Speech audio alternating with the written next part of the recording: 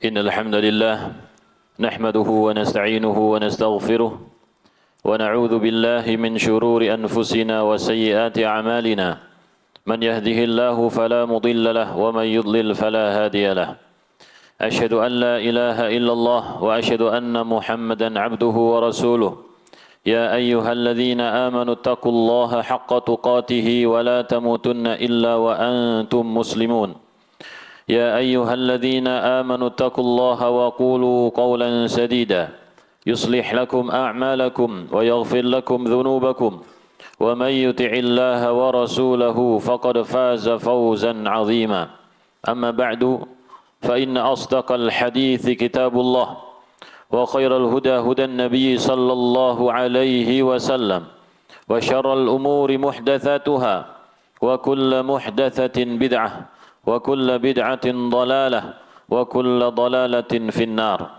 Jamaah Jumat yang dimuliakan Allah Subhanahu wa taala. Bertakwalah kepada Allah Rabbul Alamin. Bertakwalah kepada Allah yang Maha Esa, yang telah menciptakan kita, memberikan rizki kepada seluruh makhluknya.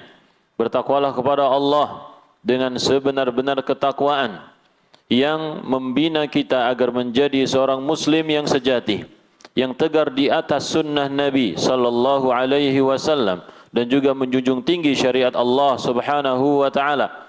Bertakwalah kepada Allah, tidak ada orang yang beruntung kecuali orang-orang yang bertakwa. Jamaah yang dimuliakan Allah Subhanahu wa taala.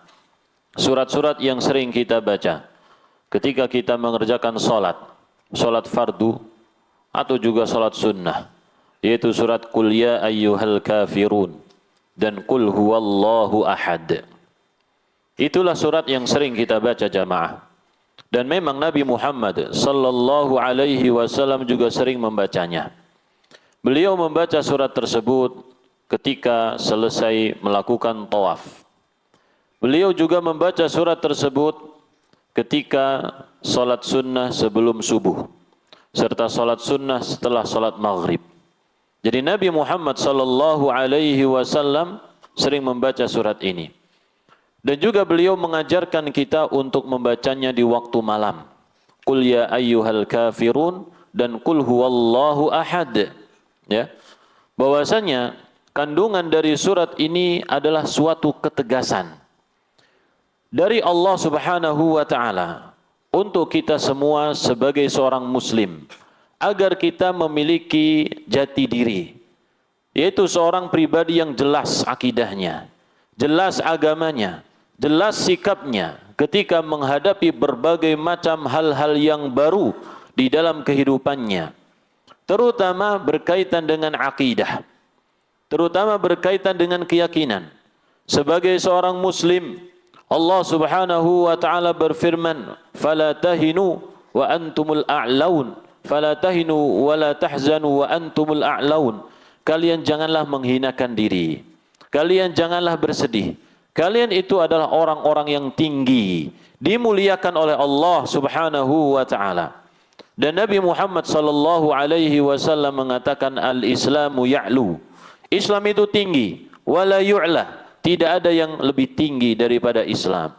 Oleh karena itu, di dalam surat yang sering kita baca tadi, jamaah dimuliakan Allah Subhanahu wa taala, Allah Subhanahu wa taala memerintahkan Nabi Muhammad sallallahu alaihi wasallam untuk memanggil kepada setiap orang yang kufur kepada Allah, tidak beriman kepada Allah, atau yang biasa kita sebut dengan non-muslim. Allah mengatakan, "Qul ya ayyuhal kafirun." Katakanlah, wahai orang-orang kafir. Jelas julukan tersebut. Siapa yang menyebut? Allah Subhanahu wa taala. Al-kafirun, la a'budu ma ta'budun. Aku tidak akan menyembah apa yang kalian sembah. Tidak akan berdoa kepada yang didoai oleh orang-orang musyrikin. Karena kita berdoa hanya kepada Allah Subhanahu wa taala.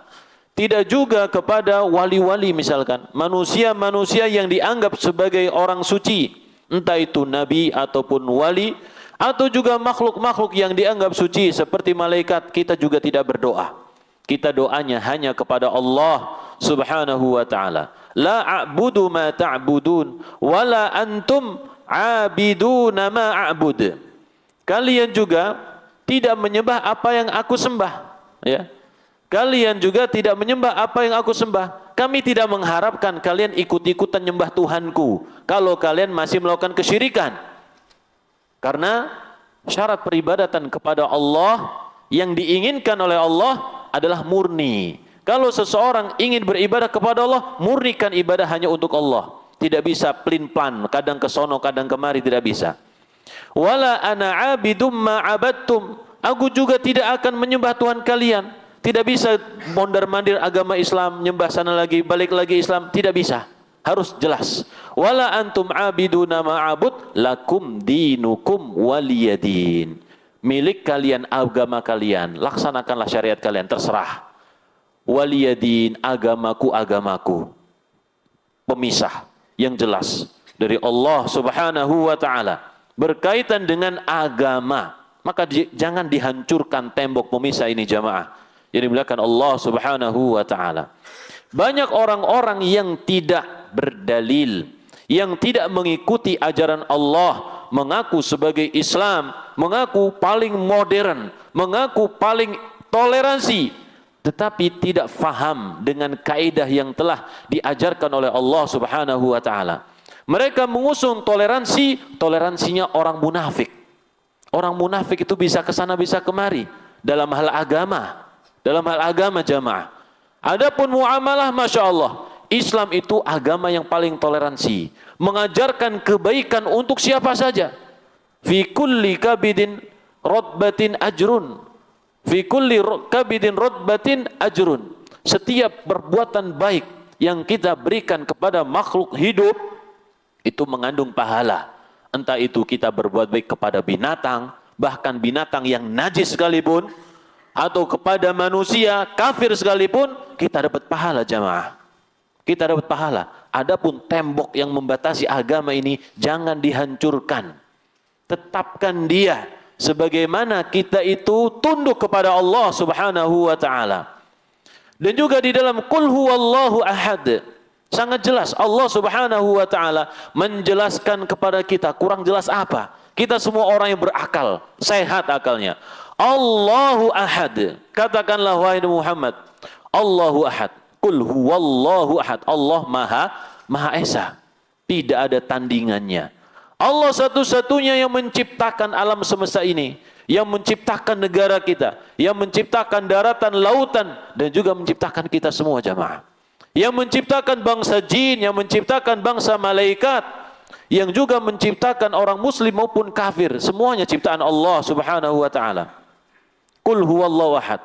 Oleh karena itu, karena Allah Subhanahu wa taala yang menciptakan segalanya, kita beribadah hanya kepada Allah Subhanahu wa taala.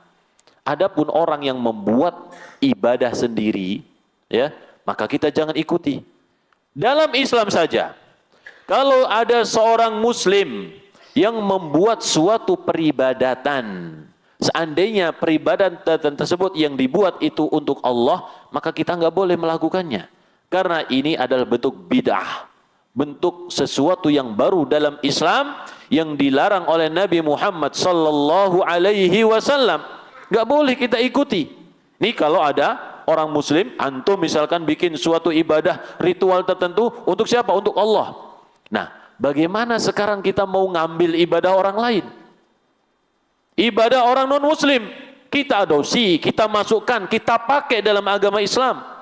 Ya, seorang muslim memberi salam, pakai salamnya orang Hindu misalkan. Pakai salamnya orang siapa lagi? Ya, dipakai semuanya. Kita ini muslim, jamaah. Ya. Jadi kalau ada orang bikin-bikin, orang Islam bikin-bikin suatu salam sendiri yang berbeda dengan salamnya Nabi Muhammad sallallahu alaihi wasallam, itu nggak boleh kita ikuti. Apalagi kita ngikutin salam orang yang non-muslim. Bahkan mengikuti ritual agama orang-orang non-muslim, na'udzubillah. Ya, na'udzubillah. Ini bukanlah toleransi yang memuliakan Allah Subhanahu wa taala. Bukanlah toleransi yang menyebabkan orang-orang non-muslim menjadi memeluk agama Islam. Tetapi ini adalah toleransi yang menyebabkan orang muslim justru terjerumus ya hampir saja terjerumus atau bahkan sudah terjerumus di dalam jurang kekufuran. Qul huwallahu ahad, Allahus samad. Allah tempat bergantung segala urusan kita, kebutuhan kita. Kita membutuhkan Allah Subhanahu wa taala. Minta rizki kepada Allah, bukan kepada selain Allah. Lam yalid wa lam yulad. Allah tidak beranak dan juga tidak diperanakan. Jelas. Jelas. Insya Allah kita semua faham akan hal ini. Lam yalid wa lam yulad. Allah tidak beranak, artinya tidak punya istri kemudian punya keturunan. Walam yulad, dan juga tidak diperanakan, tidak punya orang tua. Allah Subhanahu wa taala tidak membutuhkan istri, anak, orang tua enggak butuh. Allah Subhanahu wa taala Maha perkasa, satu-satunya, tidak ada yang menandinginya. Kalau Allah Subhanahu wa taala punya orang tua, berarti orang tuanya lebih hebat. Kalau membutuhkan istri, maka istrinya sepadan, sederajat dengan Allah. Kalau membutuhkan anak, anaknya akan menggantikan Allah Subhanahu wa taala. Tergeser. Allah Subhanahu wa taala tidak seperti itu, jamaah. Tidak seperti itu. Allah Subhanahu wa taala Maha Esa. Oleh karena itu surat ini disebut dengan surat Al-Ikhlas. Padahal tidak ada kata ikhlas di situ. Apa ikhlas artinya? Murni, memurnikan untuk Allah Subhanahu wa taala. Memurnikan keesaan Allah Subhanahu wa taala, menyadarkan kita semua bahwasanya Allah Subhanahu wa taala Maha Esa. Walam yakun lahu kufuwan ahad, dan tidak ada seorang pun yang sebanding dengan Allah, sekufu dengan Allah, tidak ada. Ya. Oleh karena itu di dalam agama Islam Allah Subhanahu wa taala memuliakan manusia, memuliakan kita. Di mana yang asalnya manusia itu bisa saja menyembah batu, menyembah binatang, menyembah kayu, menyembah manusia yang lain, maka Allah Subhanahu wa taala membebaskan kita dari sesembahan-sesembahan yang hina tersebut. Kita dikembalikan menyembah Zat yang Maha Kuasa, Zat yang Maha Esa, yang menciptakan segalanya, sehingga kita menjadi manusia yang luar biasa, dimuliakan oleh Allah Subhanahu wa taala. Aqulu qouli hadza wa astaghfirullah li wa lakum.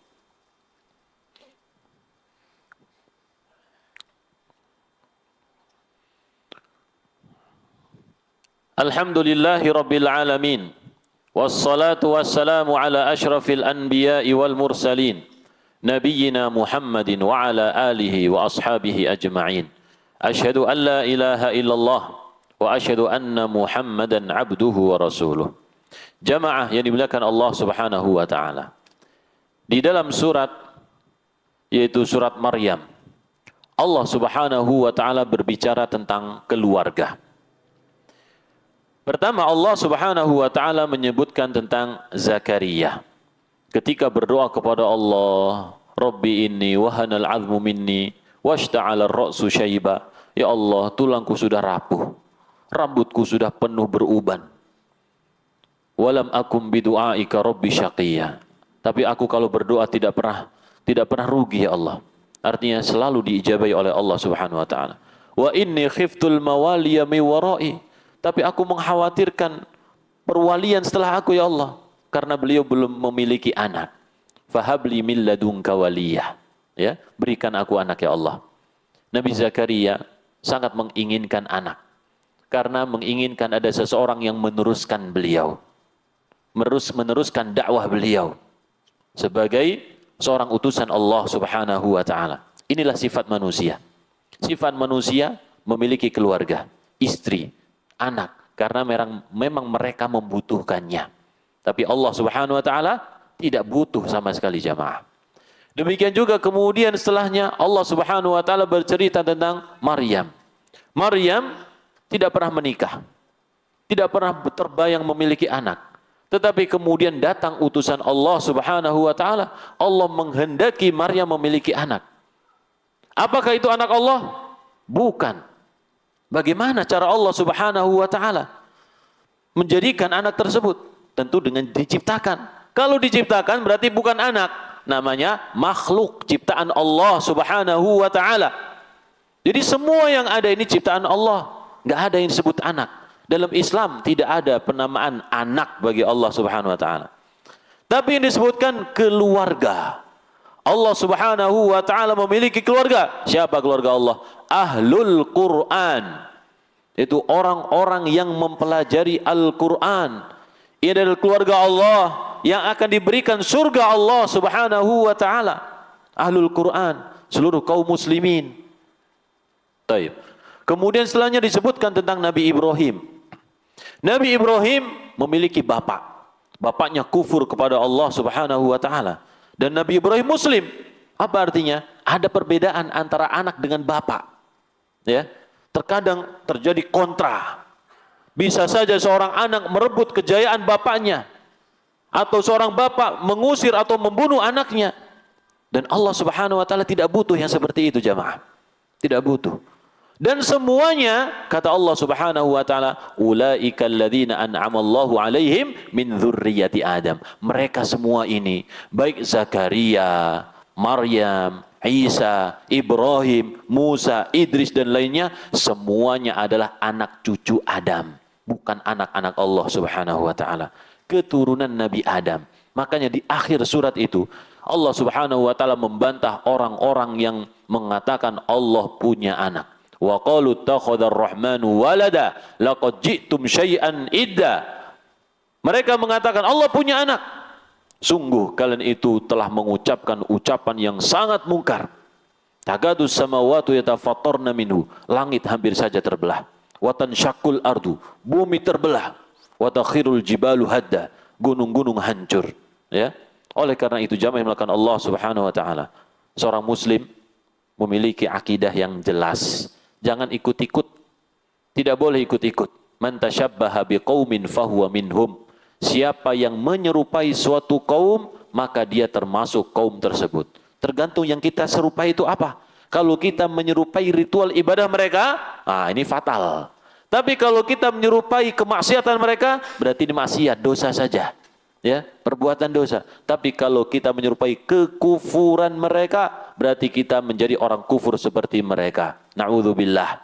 Ya, na'udzubillah. Maka di sini kita sampaikan tidak boleh seorang muslim mengucapkan selamat hari lahir anak Tuhan atau diringkas dengan selamat Natal.